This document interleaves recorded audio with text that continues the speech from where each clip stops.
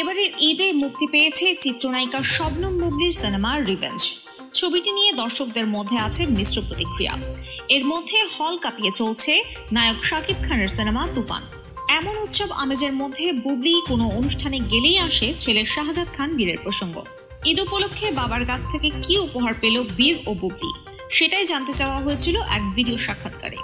উত্তরে শবনম বুবলি বলেন, আসলে হয় কি, বাবা ছেলের সম্পর্ক তো সারা জীবনের, এটা আমি সবসময় বলি। সেখান থেকে উপহার দেয়া নেয়া, সালামি, এগুলো তো থাকেই।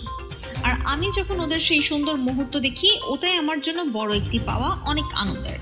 এর মধ্যে হাজার উপহারও আমার কাছে কোনো বিষয় নয়, যখন ওই মুহূর্তটা খুব সুন্দর হয়ে যায়। একটি গণমাধ্যমের ঈদ অনুষ্ঠানে বুবলি আরো বলেন, পাশাপাশি উৎসবে অনেক উপহার পায় বীর, যেমন ওর নানা নানু, তারপর আমার বোনেরা সবাই দেশের বাইরে থাকে, ওরা পাঠায়। সব মিলিয়ে ওর প্রচুর উপহার পাওয়া হয়। তবে যখন মা বাবা দুজন উপহার দেয়, সেটা খুব স্পেশাল হয়। ঈদ ছাড়াও অনেক সময়ই তাদের জন্য মিলিয়েও পোশাক কিনেছি, শুধু পাঞ্জাবি নয়, টি শার্টও মিলিয়ে পরে বাবা ছেলে।